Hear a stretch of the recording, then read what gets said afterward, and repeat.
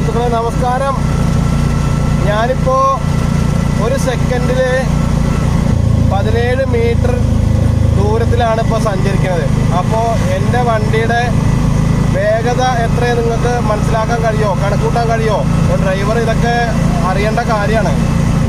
അപ്പോൾ ഒരു വാഹനം ഒരു സെക്കൻഡിൽ 17 മീറ്റർ നീങ്ങാന്നുണ്ടെങ്കിൽ ആ വാഹനത്തിലെ സ്പീഡ് എത്രയാവും നിങ്ങൾക്ക് അറിയോ?